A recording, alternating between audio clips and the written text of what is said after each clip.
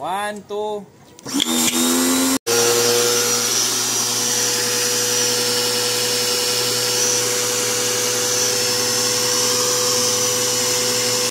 Ang issue nito, ayaw lumabas ng tubig or ayaw humigop ng tubig. So, ito yung unang gagawin mo, mga ka-repairman.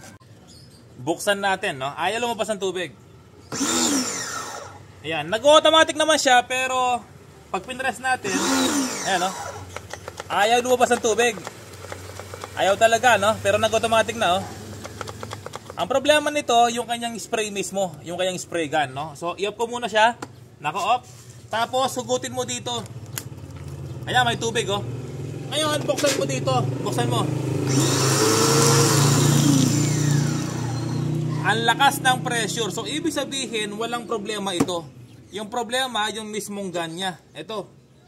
Ibig sabihin, barado. Barado yan dito. Okay, kuha ka ng pantusok. Kuha ka ng number 12 na stranded. Tapos, ang gagawin mo lang, dahil nga ayan, no? May problema yung mismong spray gun niya, no? Pero kung may budget ka, bili kang bago. Kung wala kang budget, ganyan lang gagawin mo. Oh, talagang barado talaga. Ayaw magpasok, oh, barado. Oh, kailangan lang tiyagain to. Kailangan lang may pasok to sa mismong butas. May butas kasi yan sa loob. Nagpalit ako ng spring na medyo matigas ng konti pero manipis. Ayan, naipasok ko na siya, oh, sa butas. May isang butas siya diretso.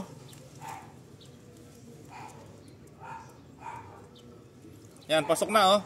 Kapag pasok na ganyan, ibig sabihin ay subukan na natin.